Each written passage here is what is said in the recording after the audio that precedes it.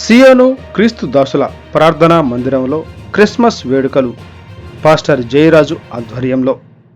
ఎన్టీఆర్ జిల్లా జగ్గైపేట నియోజకవర్గం పెనుగంచిప్రోలు గ్రామంలోని ఈ రోజున సియోను క్రీస్తు దాసుల ప్రార్థనా మందిరంలో క్రీస్తు జన్మదినం రోజున క్రిస్మస్ పాస్టర్ ఐలబోగు జయరాజ్ ఆధ్వర్యంలో క్రిస్మస్ పండుగ వేడుకలు.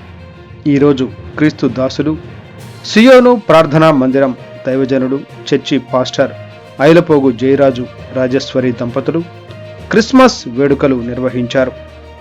ఈ రోజున చర్చి పాస్టర్ ఐలపోగు జయరాజు రాజేశ్వరి దంపతులు చేతుల మీదుగా కేక్ కట్ చేశారు.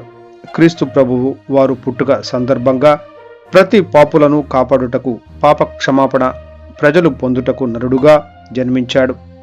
ఈ కార్యక్రమం జరుపుకోవడం ఎంతో ఆనందకరంగా ఉందని సంఘ కాపరులు, సంఘస్థులు, సంఘ పెద్దలు, ప్రార్థనా మందిరం సహవాస సభ్యులు పండుగ వాతావరణం మధ్య ఘనంగా నిర్వహించారు. ఆయన పుట్టడం కాదు, ఎప్పుడో పుట్టాడు.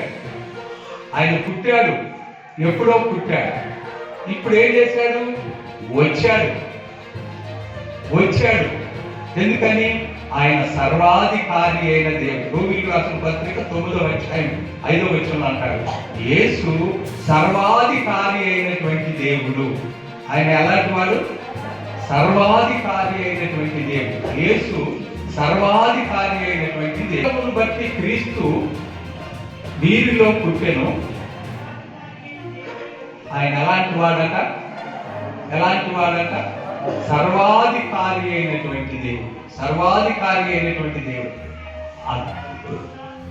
నిరంతరము స్తోత్రార్హుడై ఉన్నాడు. ఇంకేమిటయ్యా అంటే 4000 సంవత్సరాల క్రితం స్త్రీ సంతానంగా పుట్టినటువంటి అందుకని మరియమ్మ గారు అంటది కదా, దేవుడితో వచ్చాను అమ్మా, రాబోయే రోజులలో మరి రక్షకుడు నీ గర్భాన పుట్టబోతున్నాడు, నీవు ధన్యురాలవు అని అంటది.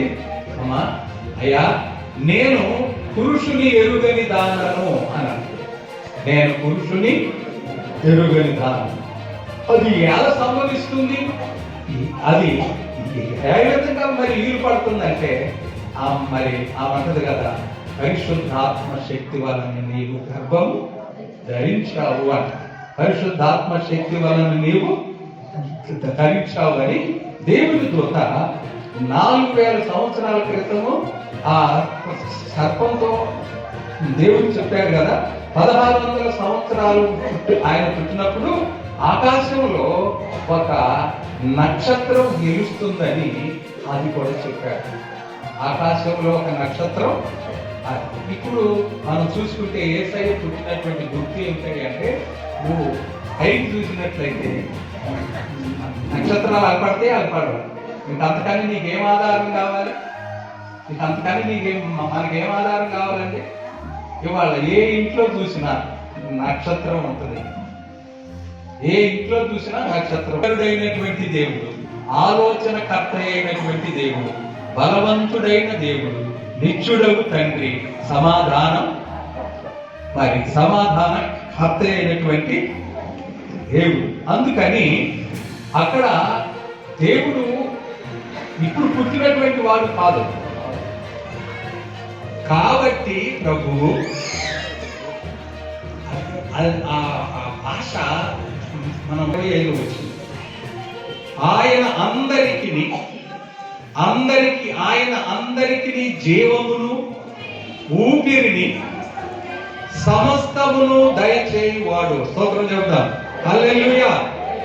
ఆయన అందరికీ ఊపిరిని, జీవమును ఊపిరిని ఆయన తల్లి అయిన మరియా యేసేపునకు ప్రదానము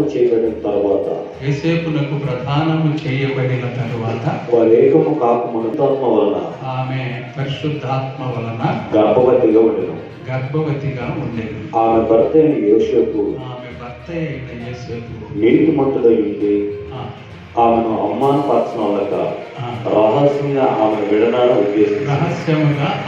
విడనాడ వచ్చే సంగతులను గురించి ఆలోచించుకొనిచుండగా ఇదిగో ప్రభువుతో స్వప్నమందు అతనికి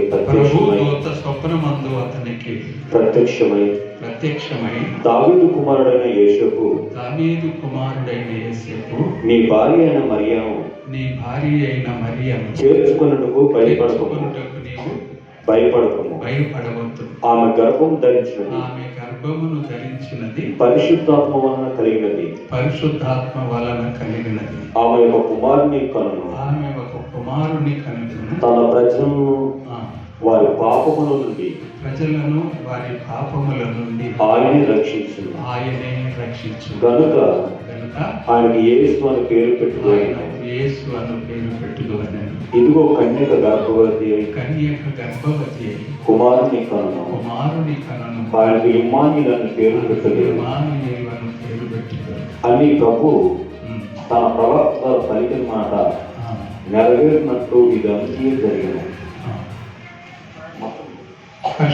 ఒకళ్ళు అందరూ చెప్పుకోండి, షేక్ హ్యాండ్ ఇచ్చుకోండి. హ్యాపీ క్రిస్టమస్ అని షేక్ హ్యాండ్ ఇచ్చుకోండి. ముసలోళ్ళు కూడా, కుర్చీల్లో కూర్చున్న వాళ్ళు కూడా happy Christmas, happy Christmas, happy Christmas. Very good. మీరు మంచి ప్రాక్టీసే పెట్టినట్టుగా ఉంది, అవునా? చక్కగా చెప్తున్నారు. పరిశుద్ధ గ్రంథంలో మనం చూసుకున్నట్లయితే క్రిస్టమస్ అంటే అర్థం ఏమిటంటే క్రిస్ట్ అంటే క్రీస్తు, మస్ అంటే ఆరాధించుట. క్రిస్టమస్ అంటే క్రీస్తుని ఆరాధించుట. ఏ విధంగా ఆరాధించమన్నాడు దేవుడు? ఆరాధించుట అనుకున్నాం. వాడు ఆత్మతోనూ సత్యముతోనూ ఆరాధించవలెను అంటాడు. దేవుడు ఏమిటి చేయటం?